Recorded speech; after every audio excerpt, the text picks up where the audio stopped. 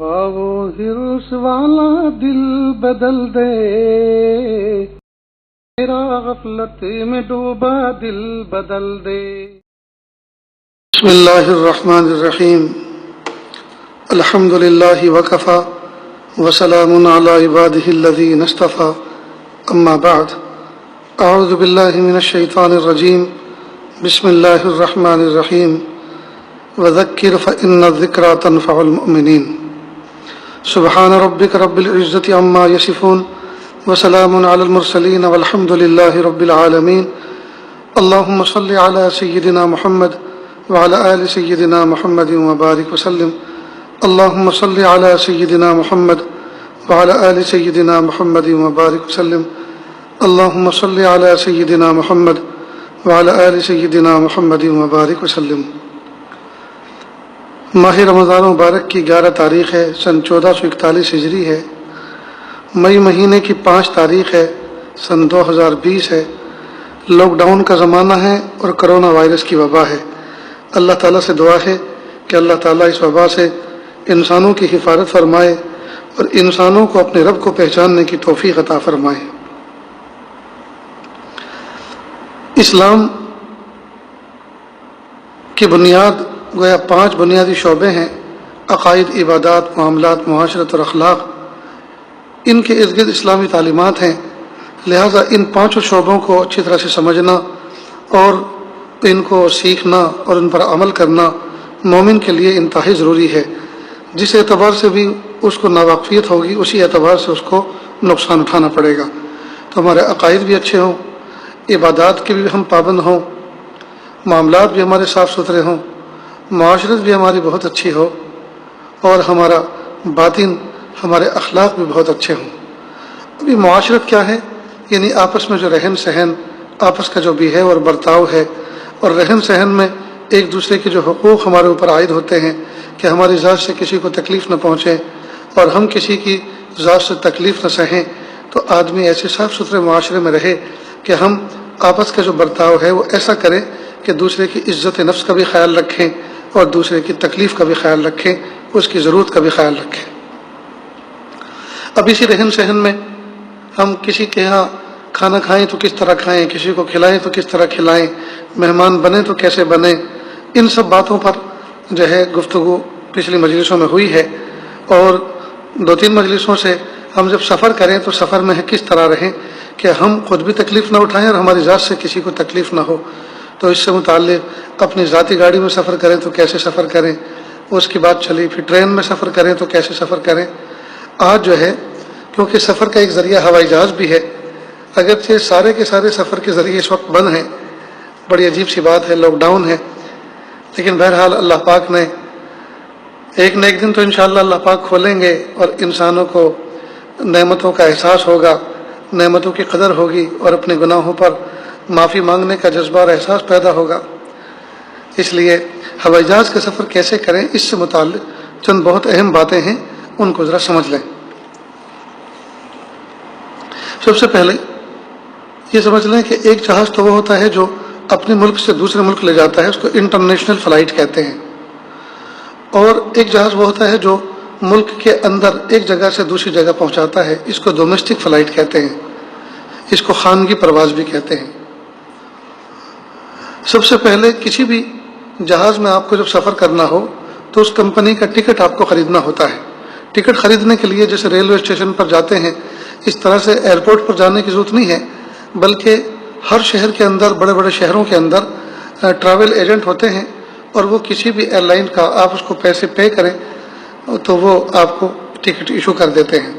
آج کل کا انٹرنیٹ کا زمانہ ہے، دنیا گلوبل ولیج بن چکی ہے، اس لیے سب چیزیں گھر بیٹھے ہوتی ہیں، تو اس کے لیے ٹریول ایجنٹ کے پاس وہاں تک بھی جانے کی ضرورت نہیں ہے۔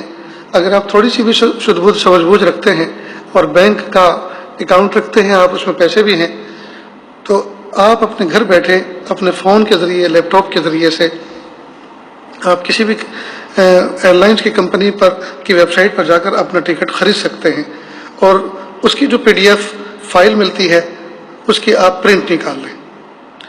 اب کئی مرتبہ PDF جو ہوتی ہے ہم اس کو پرنٹ نہیں نکالتے بلکہ فون میں لے کر ایئرپورٹ جاتے ہیں، اور سیکورٹی گارڈ جو باہر کھڑے رہتے ہیں جو بغیر کسی جو ہے تحقیق کے اندر جانے نہیں دیتے، خاص طور سے صرف پیسنجروں کو الاؤ کرتے ہیں اندر جانا. تو پیسنجر اپنا آئی ڈی پروف دکھاتا ہے اور اپنا فون کی پرنٹ دکھاتا ہے یا فون میں پی ڈی ایف دکھا دیتا ہے، تو وہ اس پہ یقین کر لیتا ہے، اس کو اندر پاس کر دیتا ہے. تو میرا تجربہ یہ ہے، اس سے پہلے بھی میں نے ٹرین کے سفر میں یہ بات عرض کی تھی کہ ہم اپنے فون کے اوپر ڈیجیٹل یہ جو ہمارے پاس آلات ہیں، آئی پیڈ ہے، آئی فون ہے، ان کے اوپر بھروسہ اتنا زیادہ نہ کریں جتنا ہم نے کر رکھا ہے. ٹھیک ہے، ہمارے پاس پی ڈی ایف موجود ہے اور اس کو دیکھ کر سیکورٹی گارڈ ہمیں پاس دے دیتا ہے، اندر جانے دیتا ہے، لیکن کئی مرتبہ بیٹری ختم ہو جاتی ہے، کئی مرتبہ فون گر جاتا ہے، ٹوٹ جاتا ہے، کئی مرتبہ کھو جاتا ہے، چوری ہو جاتا ہے، کئی مرتبہ لاک ہو جاتا ہے. اب جب تک ہم اس کو پروف نہیں دکھائیں گے تو وہ جانے کیسے دے گا؟ اس لیے کاغذ کے اوپر ہارڈ کاپی جس کو کہتے ہیں، اس کی پرنٹ ہونا بہت ضروری ہے. ایک بات. اب دوسری بات، جب ہم نے ٹکٹ کی پرنٹ لے لی اور سیکورٹی گارڈ کو دکھا دیا، اور دکھانے کے بعد پھر ہم اندر جاتے ہیں، تو جو سامان ہمیں ہوائی جہاز کی ڈکی میں رکھنا ہوتا ہے، جس کو اپنے ہاتھ میں لے کر کیری نہیں کرنا ہوتا بلکہ جہاز کے عملے کو دے دیتے ہیں اور وہ اس کو بک کر لیتا ہے، اور اس کا پروف ہمیں ٹیگ کے طور پر جو ہے بیگ میں لگا دیتا ہے، اور اس کا پروف کا ایک حصہ ہمارے ٹکٹ کے پیچھے چسپاں کر دیتا ہے، تو وہ ہمیں ایک بورڈنگ پاس دیتے ہیں. تو ٹکٹ الگ چیز ہے، بورڈنگ پاس الگ چیز ہے. ٹکٹ کے بعد بورڈنگ پاس کی باری ہوتی ہے. بورڈنگ پاس کا مطلب یہ ہے کہ جہاز میں آپ کو کس جگہ کس سیٹ پر بیٹھنا ہے، تو ایک پروف کے طور پر آپ کو ایک الگ سے پرنٹ ملتی ہے جس میں لکھا ہوتا ہے آپ کے ٹکٹ کا نمبر یہ ہے، آپ کا نام یہ ہے، آپ کو فلاں سیٹ پر بیٹھنا ہے. تو جس میں سیٹ کی تعین ہوتی ہے اس کو بورڈنگ پاس کہتے ہیں. یہ بورڈنگ پاس آپ کو جس کمپنی کا آپ نے ٹکٹ لیا ہے اس کمپنی کے کاؤنٹر سے اندر ایئرپورٹ کے احاطے کے اندر جو عملہ ہوتا ہے اس سے لینا پڑتا ہے، جو کمپیوٹر لے کے بیٹھے ہوتے ہیں. لیکن بورڈنگ پاس آن لائن بھی بنتا ہے، اپنے گھر پہ بنا سکتے ہیں آپ. تو بہتر یہ ہے کہ بورڈنگ پاس آپ پہلے سے بنا لیں، اور جو لوگ بورڈنگ پاس پہلے سے بنا کر آتے ہیں، آن لائن چیکنگ کرا کے آتے ہیں، ان کے لیے کافی سہولتیں بھی جہاز کے اندر جہاز کا عملہ دیتا ہے. اس کو لیے مستقل لمبی چوڑی لائن لگانی نہیں پڑتی، اس کے لیے الگ سے کاؤنٹر ہوتے ہیں، وہاں صرف بیگ ڈراپ کرنا ہوتا ہے. ایک بڑا فائدہ ہوتا ہے. دوسرا، آن لائن جب بکنگ کرتے ہیں تو اپنی من مرضی کی کئی مرتبہ سیٹ منتخب کر لیتے ہیں. کئی مرتبہ کاؤنٹر پہ جا کے جب بورڈنگ پاس بنواتے ہیں تو اس وقت ہم چاہتے ہیں کہ ونڈو کی سیٹ پسند کریں، وہ لیں، تو وہ کہتے ہیں جی وہ تو دی جا چکی، الاٹ ہو چکی ہیں، اب وہ بچی نہیں ہے، اب تو دو بندوں کے بیچ میں گھس کے آپ کو بیٹھنا ہوگا، وہ سیٹیں خالی ہیں. تو کئی مرتبہ آدمی کو کھڑکی کی سیٹ پسند ہوتی ہے یا آئل سیٹ پسند ہوتی ہے، جس کو پیسٹ سیٹ بھی کہتے ہیں. تو یہ سیٹ اسی وقت آپ حاصل کر سکتے ہیں، یا تو آپ بہت پہلے ایئرپورٹ پر جائیں بورڈنگ پاس لینے کے لیے، یا آپ اپنے مقام سے آن لائن 2-4 دن پہلے یا 24 گھنٹے پہلے اپنے سسٹم سے بورڈنگ پاس نکال لیں. بہرحال بورڈنگ پاس اور ٹکٹ اگر آپ نے نکال لیا پہلے بہت اچھا، اور آپ ان دونوں چیزوں کی پرنٹ نکال کر ایئرپورٹ پر جائیں. اس کا ایک فائدہ یہ بھی ہے بورڈنگ پاس کی پرنٹ لینے کا، کئی مرتبہ ہائی وے جام ہوتا ہے، پولیس کا عملہ وہاں کھڑا ہوا ہوتا ہے مثلا، تو اب آپ جو ہے ہمت کر کے جائیں اور ذرا ہمت کے ساتھ آپ بات کریں کہ سر ہمیں فلائٹ پکڑنی ہے اور بہت بڑا نقصان ہو جائے گا، اس لیے ہمیں پاس دیں، تو وہ رعایت کرتے ہیں. یا کئی مرتبہ کرفیو ہوتا ہے تو اس وقت بھی ایک پروف دکھانے کی وجہ سے ٹکٹ کا سہولت مل جاتی ہے. تو پرنٹ رکھنے کے بہت سے فائدے ہیں. اب دوسرا مرحلہ آتا ہے ہوائی جہاز کی ٹکٹ لینے کے بعد. اب جس دن ہمیں ہوائی جہاز پہ سفر کرنا ہے اس دن ہم سامان لے کر ایئرپورٹ پہنچتے ہیں. عام طور پر 2 طرح کے بیگ ہوتے ہیں پیسنجر کے ساتھ. ایک بیگ کو لگیج بیگ کہتے ہیں، جس کو بک کرنا ہوتا ہے اور جہاز کی ڈکی میں سوار ہوتا ہے. اس کو آپ نے جس منزل پر دیا، اب پورے سفر میں اس کو آپ دیکھیں گے بھی نہیں، راستے میں آپ کو نظر بھی نہیں آئے گا. جہاز کی دم کے اندر یا جہاز کے پیٹ کے اندر اس کو کھپا دیا جاتا ہے، ڈکی میں رکھ دیا جاتا ہے. پھر وہ فائنل ڈیسٹینیشن پر جہاں آپ پہنچیں گے جس منزل پر، وہاں ایک بیلٹ چلتی ہوئی ہوتی ہے ایئرپورٹ پر، اس پر وہ آپ کو ملے گا. تو اس کو کہتے ہیں لگیج بیگ. تو اس کو جہاز کے عملے کو دینا ہوتا ہے، اور ایک ہوتا ہے ہینڈ بیگ جس کو آپ اپنے ساتھ میں رکھتے ہیں، کندھے پہ لٹکا کے رکھتے ہیں، ہاتھ میں رکھتے ہیں. یہ سفر میں آپ کے ساتھ جہاز کے اندر آپ کے ساتھ ہوتا ہے، اور سیٹ کے اوپر جو کیبن ہوتے ہیں اس میں رکھ دیا جاتا ہے. اس کا سائز بھی چھوٹا ہوتا ہے، ہلکا پھلکا ہوتا ہے.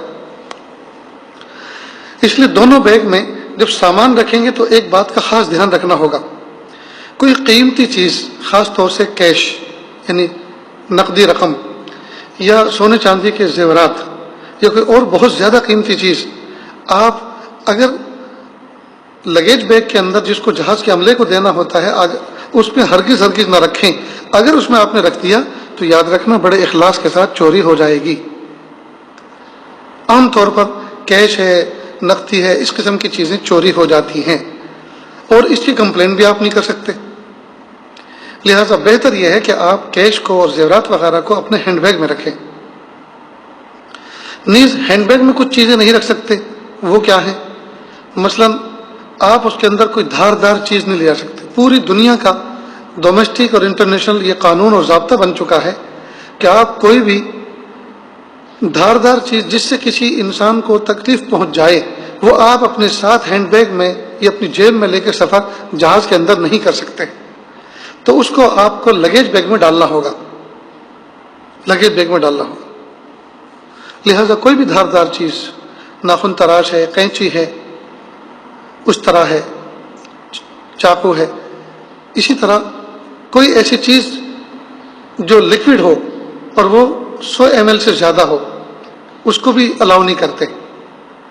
لہذا اس کو آپ اچھی طرح سے پیک کر کے، مثلا شہد آپ کو لے جانا ہے تو یہ لکوڈ میں آتا ہے، تو آپ اس کو اچھی طرح سے پیک کر کے، اچھی طرح سے اس کو سیل کر کے اور پلاسٹک کی ریپنگ کر کے پھر آپ لگیج بیگ میں کپڑوں کے اندر رکھ دیں تاکہ اس کے اوپر ضرب لگنے پر وہ ٹوٹنے نہ پائے.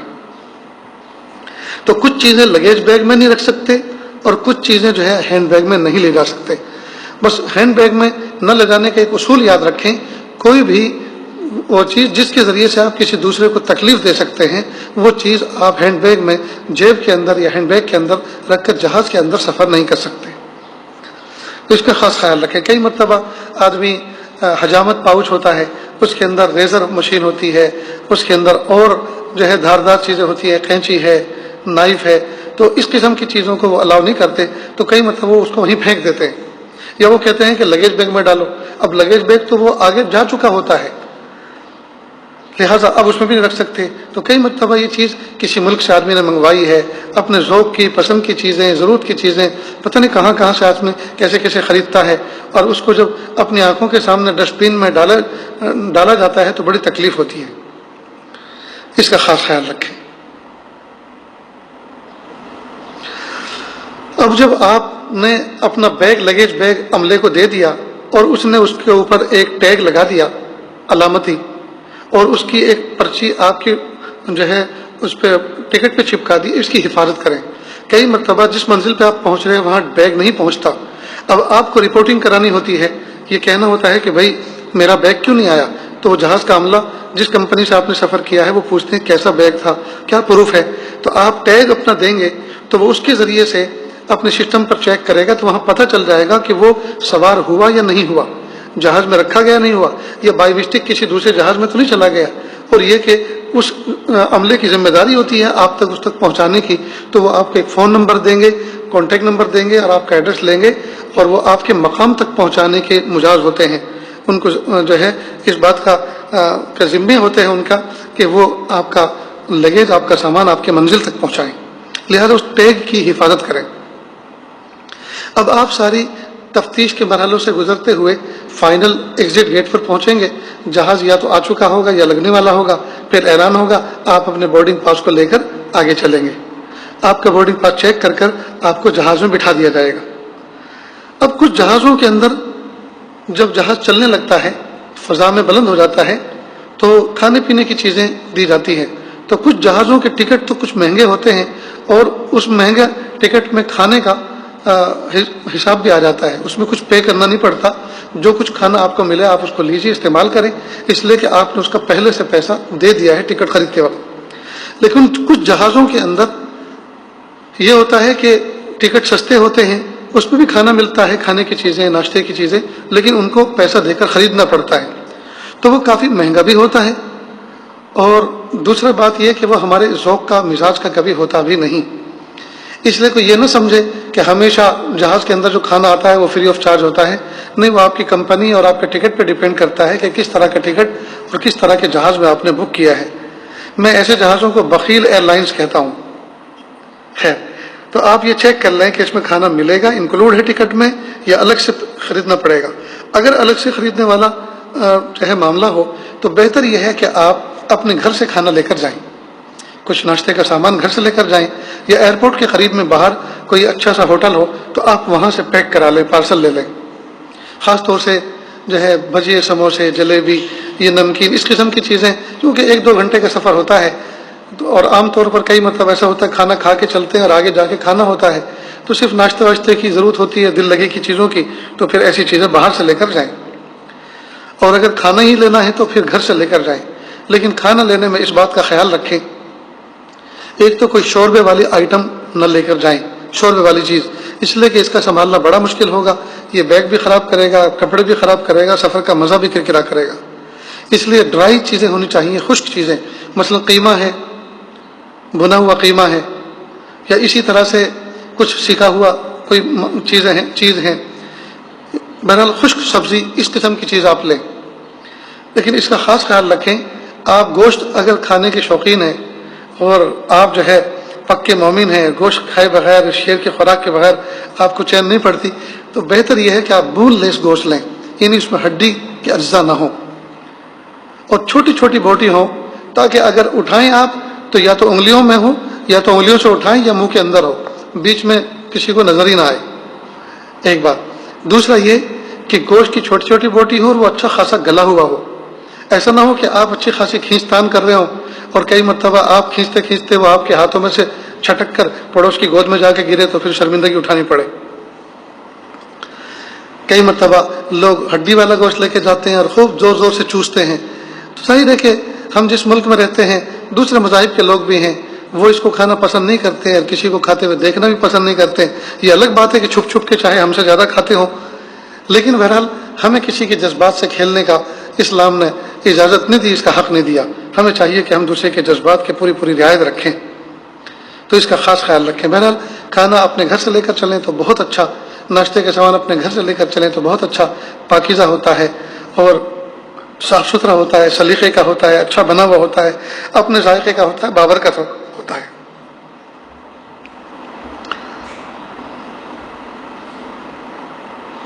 اسی طرح پانی کی بوتل بھی جہاز کے یہ ایئرپورٹ کے اندر باہر سے جو ایگزٹ پوائنٹ ہوتا ہے جہاں سے سیکورٹی چیک والے بیٹھے ہوتے ہیں، سیکورٹی چیک کرتے ہیں، تو وہ لوگ لکوڈ چیز جو ہے اس کو ہاتھ میں نہیں اندر لے جانے دیتے کہ آپ چیز باہر سے لے کر آئیں، یہ کوئی خطرناک چیز بھی ہو سکتی ہے۔ لہٰذا اب اندر خریدنا ہوگا آپ کو، وہاں پانی کی بوتلیں ملتی ہیں لیکن بہت دام چکانے پڑتے ہیں، کافی مہنگا ہوتا ہے۔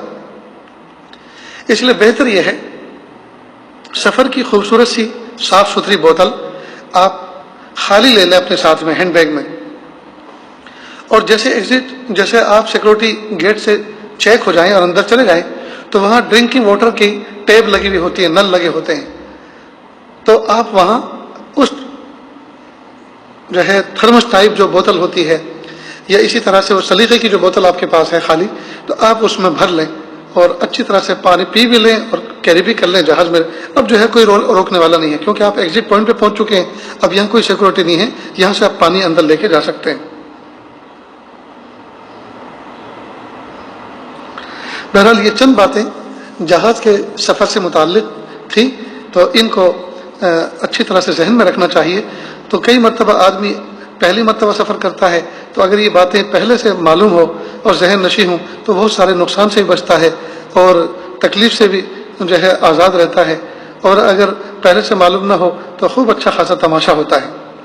بہرحال آدمی جب بھی سفر کرے باہوش رہے اور بالکل کنفیوژن کا شکار نہ ہو، شکوک و شبہات میں نہ رہے، اور آنکھیں کھول کے رکھے، کان کھول کے رکھے، ہر چیز پر نظر رکھے، اور جگہ جگہ پہ آدمی پوچھے، اور پوچھنے میں اس بات کا خیال رکھے کہ میں اس آدمی سے پوچھوں جو اس لائن کا ہے، جیسے کہ میں نے آپ کو اپنی ذاتی گاڑی میں جب سفر کر رہے ہوں تو بتایا تھا کہ اگر ہمارے ڈرائیور یا کوئی ساتھی کہہ دیں بھائی ذرا پوچھو ایئرپورٹ کا راستہ کدھر ہے، تو موچی سے نہ پوچھیں، سبزی فروش سے نہ پوچھیں. ظاہری بات ہے کہ یہ بیچارے کمزور سے لوگ ہوتے ہیں معاشرے میں، انہوں نے جہاز دیکھا بھی نہیں ہوتا ہے، ایئرپورٹ پہ کئی مرتبہ گئے بھی نہیں ہوتے ہیں، تو ان کو کیا معلوم کہ ایئرپورٹ کدھر ہے. تو آپ ایسے آدمی سے پوچھو جس کی باڈی لینگویج خود بتا رہی ہو کہ یہ پڑھا لکھا سمجھدار آدمی ہے اور یہ ان چیزوں سے واقف ہے، ایسے آدمی سے معلوم کرنا چاہیے. تو اس کا خاص خیال رکھیں. یہ سفر سے متعلق چند باتیں آپ کے سامنے پیش کی گئی ہیں. جو اپنی ذاتی سفر سے متعلق بھی بات ہو گئی، اور ذاتی سواری سے میں کس طرح سے سفر کریں اس سے متعلق بھی بات ہوئی، ٹرین سے کس طرح سے سفر کریں اس کی بھی بات ہوئی، اور ہوائی جہاز میں کس طرح سے سفر کریں اس کی بھی بات ہوئی. اب ایک بہت اہم بات یہ رہ جاتی ہے کہ سفر میں جب ہم بیگ لے کر چلیں تو کوشش کریں کہ سفر میں بیگ چین اس کی بہت اچھی ہو، تالا لگانے کی اس میں سہولت ہو، اور بہتر یہ ہے کہ بیگ کے اندر ول لگے ہوئے ہوں، ٹرالی بیگ جس کو کہتے ہیں. اس لیے کہ ریلوے اسٹیشن پر بھی اور ایئرپورٹ پر بھی کئی مرتبہ بہت زیادہ چلنا پڑتا ہے. اب اگر آپ اٹھا کر چلیں گے تو بہرحال ہم آج کل کمزور لوگ ہیں، تو وزن اٹھا کے سیڑھی پہ چلنا اور وزن اٹھا کے ایئرپورٹ پر یا ریلوے اسٹیشن پر دور تک چلنا بہت مشکل کام ہوتا ہے. لہٰذا ٹرالی بیگ ہو تو چونکہ اپنے پیروں پہ خود چلتی ہے اس میں بڑی سہولت ہوتی ہے. ٹرالی بیگ میں دو طرح کی ٹرالی بیگ آتے ہیں، ایک میں 2 ویل ہوتے ہیں اور ایک میں 4 ویل ہوتے ہیں. 2 ویل کا فائدہ اپنی جگہ پر اور 4 ویل کا فائدہ اپنی جگہ پر. 2 ویل کا فائدہ یہ ہے کہ آپ اس کے ہینڈل کو کھینچیں، اس میں سے نکالیں اور وہ پیچھے گویا لٹکتی ہوئی پوزیشن میں ہوگا، جھکتی ہوئی پوزیشن میں ہوگا اور آپ اس کو گھسیٹ رہے ہوں گے. یہ ہوتا ہے 2 ویل. 4 ویل میں یہ سہولت ہوتی ہے کہ اس کو آپ ہاریزونٹل کھڑا کر دیں تو آپ اس کو اور اس کا ہینڈل اپ کر لیں، اوپر کر لیں، تو آسانی کے ساتھ آپ کھڑے کھڑے بھی اس کو لے کے چلتے ہیں. چونکہ اس میں 4 ویل لگے ہوئے ہیں تو وہ کھڑے کھڑے بھی چلتا ہے. البتہ تجربہ یہ ہے کہ یہ 4 ویل جو ہے ٹرین کے سفر میں ریلوے اسٹیشن پر یا ٹرین کے اندر کئی مرتبہ یہ نقصان دیتا ہے. وہ کیسے؟ ریلوے اسٹیشن پر آپ نے اس کو کھڑا کر رکھا ہے. ریلوے اسٹیشن عام طور پر تھوڑے سے سلوپ والے ہوتے ہیں، یعنی ان کا جھکاؤ ہوتا ہے ریل کی پٹری کی طرف، تاکہ کچھ پانی گرے کچھ بھی گرے تو سارا کا سارا پٹریوں کی طرف چلا جائے. کئی مرتبہ آپ اس کو لے کے کھڑے ہیں اور فون میں ہیں، کچھ غافل ہیں. کئی مرتبہ ٹرین آتی ہے اور اس کی جو دھمک ہوتی ہے، اس کی جو گھنگرج ہوتی ہے، اس کا جو وائبریٹ ہوتا ہے، اس سے پورا پلیٹ فارم جو ہے وہ جھوم جاتا ہے. تو کئی مرتبہ وہ 4 ویل چل پڑتا ہے، یعنی آپ غفلت میں ہیں، ایک طرف کو کھڑے ہیں اور وہ 4 ویل اپنے آپ چل پڑا، لڑکنے لگا. جبکہ 2 ویل جو ہے وہ نہیں کو لڑکتا. خیر، تو بیگ اس طرح کا ہو کہ وزن میں ہلکا ہو، چین اس کی مضبوط ہو، تالا لگانے کی اس میں پوری سہولت ہو، اور اس میں ول بھی ہو تاکہ آپ کو اس کو لے کے چلنے میں سہولت ہو. اس کا خاص خیال رکھیں. نیز اوپر کی طرف بھی 1-2 جیبیں ہوں تو بہت اچھا، اس لیے کہ کئی مرتبہ کچھ چیزیں آسانی کے ساتھ اوپر رکھنے میں سہولت ہوتی ہے. پورا لوک کھول کے اندر رکھنا جو ہے مشکل ہوتا ہے، تو آسانی کے ساتھ اوپر رکھ سکتے ہیں. خاص طور پر سفری مسلح آپ اوپر والی جیب میں رکھیں تو بہت آسانی کے ساتھ آپ اس کو نکال کر استعمال کر سکتے ہیں. اسی طرح ٹوتھ برش ہے، اس کو بھی آپ اوپر رکھ سکتے ہیں. چھوٹی موٹی کتاب ہے، اس کو بھی آپ اوپر کی جیب میں رکھ سکتے ہیں. تو اس کا خاص خیال رکھیں. تو بیگ اسی طرح ہینڈ بیگ جو ہوتا ہے وہ بھی ٹرالی بیگ ہو تو بہت اچھا. ہینڈ بیگ میں بھی ول آ رہے ہیں اور بہت اچھے طرح کے بیگ ہوتے ہیں، اس لیے کہ وہاں بھی کئی مرتبہ ایئرپورٹ پر اوپر بہت دور تک چلنا ہوتا ہے. خاص طور سے ہمارے ملک میں دلی کا ایئرپورٹ اور اسی طرح بامبے کا ایئرپورٹ، سبحان اللہ، ایسا لگتا ہے جہاز میں سے اترنے کا اتنا چلنا پڑتا ہے، ایسا لگتا ہے کئی مرتبہ کہ ایسا لگتا ہے کہ ہم بائی روڈ چل کر آئیں. اب اگر اس میں ہینڈ بیگ کو آپ کو اٹھانا پڑ گیا تو اچھا خاصا کندھا رہ جاتا ہے. اس لیے بہتر ہے کہ ہینڈ بیگ میں اس میں ول لگے ہوئے ہوں تو اس کو لے کے چلنا، گھسیٹنا، اس کو اپنے پیروں پہ چلانا آسان ہوتا ہے. تو بیگ سے متعلق یہ 2 باتیں تھیں. اللہ رب العزت سے دعا ہے کہ اللہ تعالیٰ سفر کے آداب اور یہ آداب معاشرت پر جو باتیں ہو رہی ہیں اللہ اس کے مطابق ہمیں زندگی گزارنے کی توفیق عطا فرمائیں. وآخر دعوانا ان الحمد للہ رب العالمین. بسم اللہ الرحمن الرحیم. اللہم صلی علی سیدنا محمد وعلى آل سيدنا محمد وبارك وسلم لا أحصي ثناء عليك أنت كما أثنيت على نفسك رب اغفر وارحم وأنت خير الراحمين حسبي الله لا الہ الا هو علیہ توکلت هو رب العرش العظیم۔ اللہ جی ہم ظاہر میں آپ کے بندے، حقیقت میں نہایت گندے، اللہ ہمارے دلوں کی گندگی کو دور فرما، ہمیں اپنی بندگی کے سلیقہ عطا فرما، شرمندگی والے کاموں سے ہماری حفاظت فرما، برے دن سے، بری بات سے، بری رات سے، برے انجام سے ہماری حفاظت فرما، سوء خاتمہ سے ہماری حفاظت فرما۔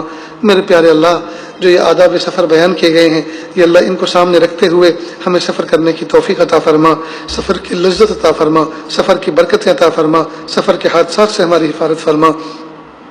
سفر میں یا اللہ سالمن و غانمن ہمیں یا اللہ نعمتوں کے ساتھ لطف اندوز کر کے یا اللہ واپس لوٹائیے۔ یا اللہ جس وقت ہم